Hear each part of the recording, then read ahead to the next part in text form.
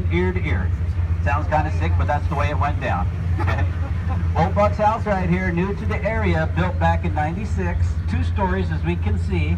The whole lower level is all garage. Okay, he has 4 big garage doors that face directly upstream, 4 big doors that face directly downstream. On the end of the house right there, you can see the heat pump well above the first level. Okay, so Buck's thought process during construction was for high water purposes, and it did come in handy. We have any locals on board. You recall that flood we had New Year's Day 1997? Yeah, our river right here officially exceeding flood stage by 4.5 feet. Highest this river had been in over 22 years.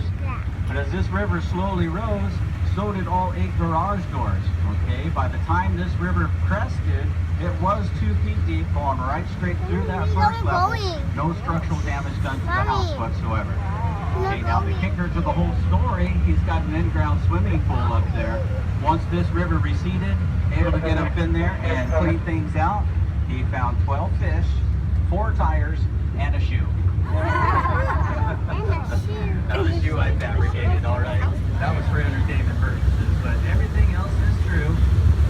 So that flood of '97, a lot of property damage. Our river actually changed courses in several different locations. Looking downriver there, about 11 o'clock, that big retaining wall positioned after the flood. Okay, and that happens to be one of our local masons right there, showing off his handiwork. Flood of New Year's Day '97. I'll point out a different high water mark we get close to Hellgate Canyon. Okay, we're going to kind of mosey along. This is a common courtesy idle. We do have some rickety docks out there in front of us. Again, river depth will constantly change no matter where we go. Now that our boat is settled down and we are leveled out, only drafting about 1.5 feet of water. Okay, we have no prop, we have no rudder, nothing hanging down below the bottom of the boat. Now here pretty quick, we will go to take off, and the back of this thing is going to squat quite a bit. So 3 feet of water then becomes our safety margin. Could take as long as 150 feet for it to get up on full plane. Kind of depends on how much dinner you folks eat tonight, right? Joe Craig right here, been driving blue boats for us for 15 years now, one of our senior pilots. Hi guys. We've got the Hellgate River over here to our left, second largest tributary to the Rogue River. Looks more like a creek today. They do have a big controlling dam upstream, cutting the water supply off, waiting for the run of fish to come through. Got a bald eagle flying at you on the left there, or is that an osprey? That's an osprey. Big white-chested birds, dark feathers on their back and wings. Okay, so right here at the mouth of the Hellgate, this is where our wild and scenic law comes into play. Passed by Congress in 1968. That law was designed to protect and preserve woods across our country. Okay, well you'll notice from here on down, the houses are few and far between. What structures you will see are pre-68, or they had grandfather rights. Oh, yeah. We can be louder than that, can't we? Yeah. Let's go. 1, 2, 3.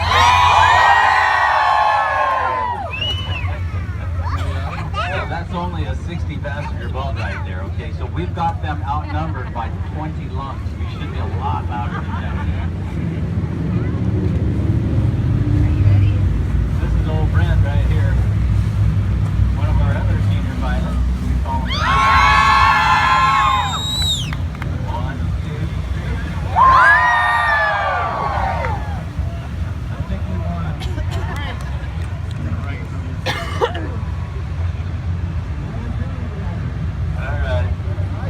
Very few houses down here in the protected waters, right? Wild and scenic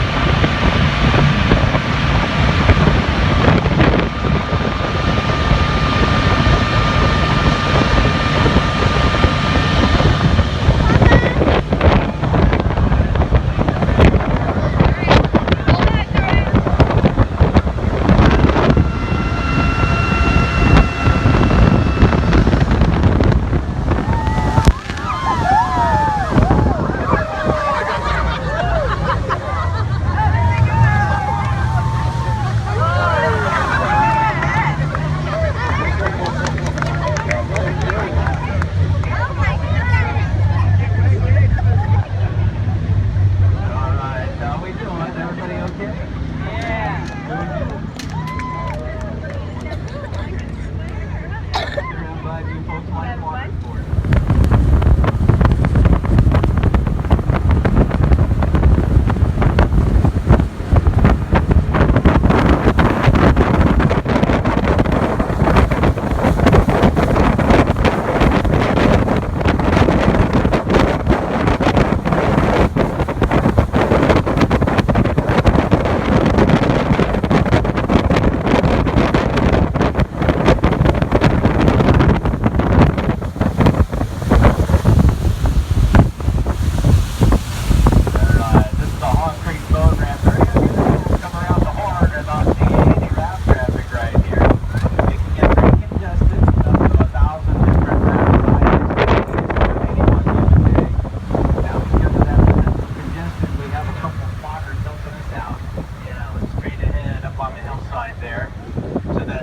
And his wife Sandy out here for safety reasons. So from their vantage point, they can see all the way up around that island we just buzzed. More importantly, all the way down into the entrance of Hellgate Canyon. Okay, so they do have a handheld radio. Old Terry and Sandy right there. Takes two of them. Takes 4 eyeballs. They're both old. Large rock out here in the middle of the river. Going to go around it to the right. That's what I refer to as a can opener. Don't want to run that thing over, that's for sure. Now what you're starting to see is a hard volcanic rock called greenstone. Hellgate is an old Viking term for anything that has a narrow entry. In our case, it's referring to a large rock right at the mouth of the canyon called Sentinel Rock. It'll be a very easy one to identify. It's going to extend 3/4 of the way across the river channel. It will stand a good 10-12 feet high up out of the